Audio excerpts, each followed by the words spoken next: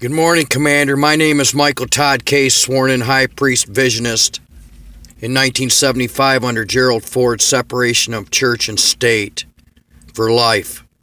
Commander, I've been betrayed by Secret Service Linda Bates, who was sworn in to protect me and my family.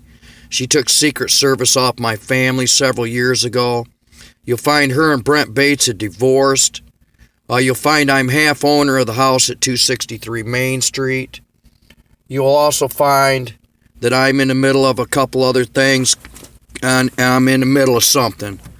And like I said, I keep getting interrupted by Jimmy Ford's heroin addicts all over the Share Center. You'll find his bunkers below the main office where the fire extinguisher signs are pointing down.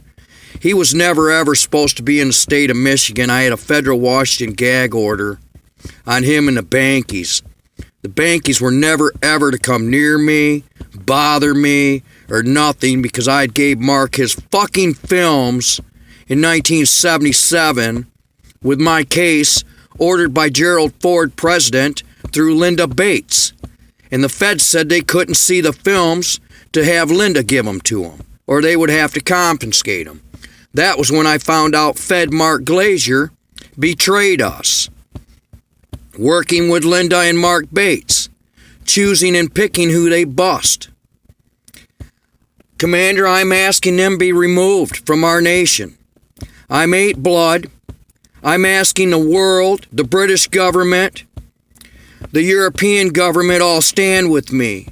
I found both those stamp books in the Share Center that Ford owns. He's been using CIA tactics with Brent Bates and Mark Banking. They've been going around stealing other world countries' gold using CIA invisible secrets, which should have never ever have been shared. Like I said, we're under a takeover in Battle Creek. My Facebooks keep being compromised. Several pictures I took yesterday were wiped right off my phone. You'll research Mark Banky owns Metro. So he just calls down there and asks for my fucking EMI number and goes right back into my fucking phone.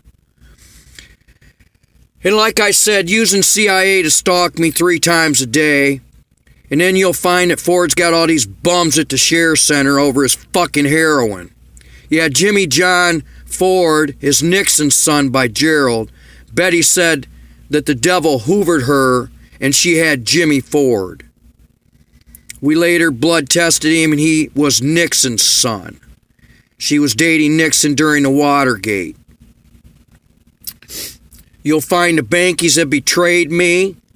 Mark broke a federal gag order in 1977. You'll also find Jimmy John Ford come back into Battle Creek and betrayed me also. I found Travis Davis's Family Altar CD in my son's new apartment that is owned by Jimmy Ford, rented through Kevin. You'll also find the last 3 houses my son was rented were Ford homes.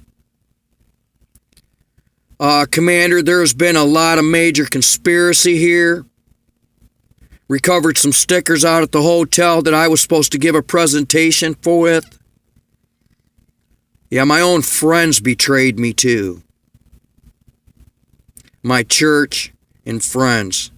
And like I said, I went out to the church to pray last week. Travis Davis told me, well, we're getting ready to have a practice musical, come on in. I said, well, I'd love to listen to music, I just want to pray. I was sweaty because I'd ran all the way out there. I walked all the way out from Jeffrey Andrews.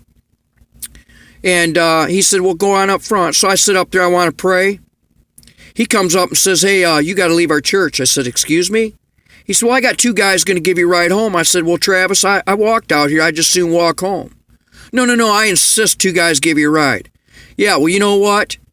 They chased me out of the church, and I had about 5 or 6 cars running up and down Golden trying to run me over on 6.5 Mile Road. All the way down to Golden Avenue, they chased me from the church. I'm asking for Travis Davis's arrest for conspiracy of murder, not only on me, but my son.